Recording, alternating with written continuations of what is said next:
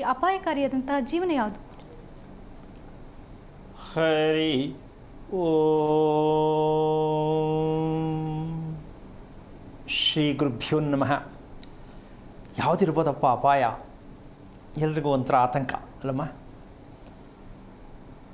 ಆದರೆ ಕೇಳೋಕ್ಕಷ್ಟೇ ಚಂದನೂ ಇದೆ.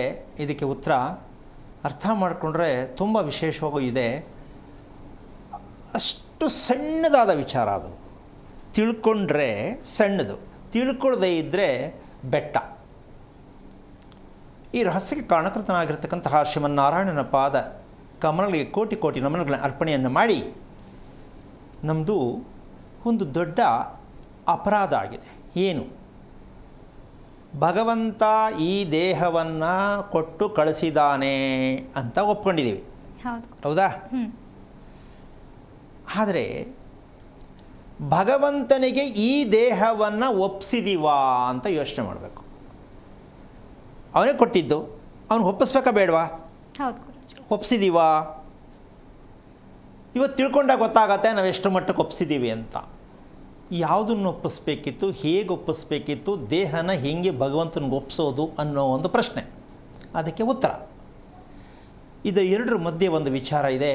ಏನದು ಅಂದರೆ, ಹೆಣ್ಣಿನ ಋಣ, ಭೂಮಿಯ ಋಣ ತೀರಿಸದೇ ಇರುವುದೇ ದೊಡ್ಡ ಒಂದು ಅಪಾಯಕಾರಿ ಜೀವನದಲ್ಲಿ ಸಿಕ್ಕಾಕ್ಕೊಂಡಿದ್ದೀವಿ. ಹೆಣ್ಣಿನ ಋಣ, ಭೂಮಿಯ ಋಣ ಎರಡನ್ನೂ ತೀರಿಸಿಲ್ಲ, ತೀರಿಸ್ತಾ ಇಲ್ಲ, ಗೊತ್ತೇ ಇಲ್ಲ, ಮಾಡ್ತಾನೂ ಇಲ್ಲ. ಇದು ವಿಚಾರ. ಹೆಣ್ಣಿನ ಋಣ ಏನು ತೀರಿಸ್ಬೇಕು? ಆದರೆ ಭೂಮಿ ತಾಯಿ ಹೆಣ್ಣೆ, ಹೌದಾ?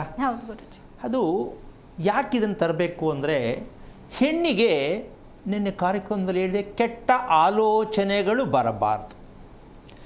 ಈ ಕೆಟ್ಟ ಆಲೋಚನೆಗೆ ಬರಬಾರ್ದು ಅಂದರೆ ಈ ಭೂಮಿಯ ಋಣವನ್ನು ಹೆಣ್ಣಿಗೆ ನಾವು ಸಮರ್ಪಣೆ ಮಾಡಬೇಕು. ಯಾಕೆ ಅಂದರೆ, ಪ್ರತಿಯೊಬ್ಬ ಮನುಷ್ಯನಿಗೆ ಇಬ್ಬರು ತಾಯಿಯಂದಿರು. ಒಂದು ಜನ್ಮ ಕೊಟ್ಟ ತಾಯಿ, ಇನ್ನೊಂದು ಜೀವನ ಪರ್ಯಂತ ನಮ್ಮನ್ನು ಹೊತ್ಕೊಂಡಿರೋ ತಾಯಿ. ಒಪ್ಕೋಬೋದಲ್ಲ?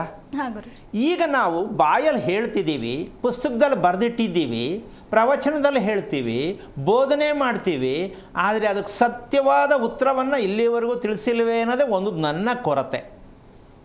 ತಿಳ್ಕೊಬೇಕು ಅಂತ ಬೇಡ ಅಂತೀಯ? ನಮ್ಮದೆಲ್ಲ ಏನಿದ್ರು ಪುಸ್ತಕದಲ್ಲಿ ಅಷ್ಟೇ ಇರೋದು. ಅದಕ್ಕೊಂದು ಸಣ್ಣ ಉದಾಹರಣೆ ಕೊಡ್ತೀನಿ. ಜ್ಯೋತಿಷಿ ಹತ್ರ ಹೋಗಿ ಶಾಸ್ತ್ರ ಕೇಳಕ್ಕೆ ಹೋಗ್ತಾರೆ, ಹೌದಾ? ಅಲ್ಲಿಗೆ ತಾನೇ ಹೋಗಬೇಕು, ಇನ್ನೆಲ್ಲೂ ಇಲ್ಲವಲ್ಲ, ಅಲ್ಲಿಗೆ ಹೋಗಬೇಕು. ಆದರೆ ಅಲ್ಲಿಗೆ ಹೋಗೋದು ಬೇಡವಾ ಅಂತ ನಾನು ಹೇಳ್ತಿದ್ದೀನಿ. ಆದರೆ ಅದಕ್ಕೊಂದು ಸಣ್ಣ ಉತ್ತರ ಕೊಡ್ತೀನಿ. ಹೋದರೆ ಹೋಗದೆ ಇದ್ದರೆ ಏನು ತಪ್ಪು ಅಂತ ನೀವು ಡಿಸೈಡ್ ಮಾಡಿ. ಅಮ್ಮ, 27 ನಕ್ಷತ್ರವನ್ನು ತಗೊಂಡು ಜ್ಯೋತಿಷಿ ತನ್ನ ಬುದ್ಧಿಯನ್ನು ಬಳಸಿ, ತಲೆಯನ್ನು ಬಳಸಿ ಶಾಸ್ತ್ರವನ್ನು ಹೇಳುತ್ತಿದ್ದಾನೆ, ಹೌದಾ? ಹೌದು ಗುರುಜಿ.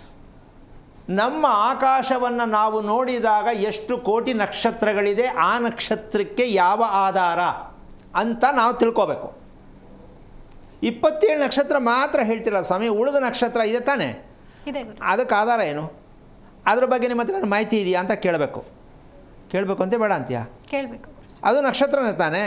27 ಮಾತ್ರ ಏನು ನಿಮ್ಮದು ಸ್ಕೇಲ್? ಅದು ಆಕಾಶದಲ್ಲಿರೋ ನಕ್ಷತ್ರನ ಹೇಗೆ ಎಣಿಸೋದು ಗುರುಜಿ? ಹಾಗಿದ್ದ ಮೇಲೆ ನಮ್ಮ ಶಾಸ್ತ್ರ ಎಷ್ಟು ಚೆನ್ನಾಗಿದೆ ಅಂತ ನೋಡುವಂತ ಯೋಚನೆ ಮಾಡ್ತಾ ಇರೋದು. ಈಗ 27 ನಕ್ಷತ್ರ ಇದ್ದರೆ ಓಕೆ ಫೈನ್. ಉಳಿಕೆ ನಕ್ಷತ್ರಕ್ಕೆ ಯಾರು ಉತ್ತರ ಕೊಡೋದು? ಯಾರು ಕೊಡಬೇಕಲ್ಲ?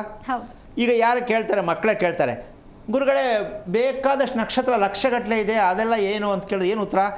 ಅದೆಲ್ಲ ಕೇಳಬೇಡ, ಸುಮ್ಮನೆ ಇರು. ದೊಡ್ಡವ್ರು ಹೇಳೋದು ಕೇಳಬೇಕು, ಬಾಯಿ ಮುಚ್ಚಿಸ್ಬಿಡ್ತಾರೆ. ಬಟ್ ಸರಿಯಾದ ವಿಚಾರ ಹೇಳಬೇಕು. ಆಮೇಲೆ ಓಕೆ, ಅದು ಹೇಳೋಕ್ಕಾಗಲ್ಲ. ಈ 27 ಏನಕ್ಕೆ ತಗೊಂಡ್ರಿ ಅಂತ ಕೇಳಿದ್ರು ಅಮ್ಮ ಈ ಜ್ಯೋತಿಷಿಗಳ ಹತ್ರ ಉತ್ತರ ಇಲ್ಲ, ಅಪ್ರಾಣೇ ಇಲ್ಲ. ಇದನ್ನು ಬೇಕಾದ್ರೆ ಬರೆದಿಟ್ಕೊಂಡು ಜ್ಯೋತಿಷಿಗಳು ನಿಜಕ್ಕೂ ಸ್ವಲ್ಪ ಮಂದಟ್ಟು ಮಾಡ್ಕೊಳ್ಳಿ. ನಮ್ಮಲ್ಲಿ ಎಷ್ಟರ ಮಟ್ಟಕ್ಕೆ ನಾವು ಈ ಒಂದು ಬುದ್ಧಿವಂತಿಕೆಯನ್ನು ಬಳಸ್ತಾ ಇದ್ದೀವಿ.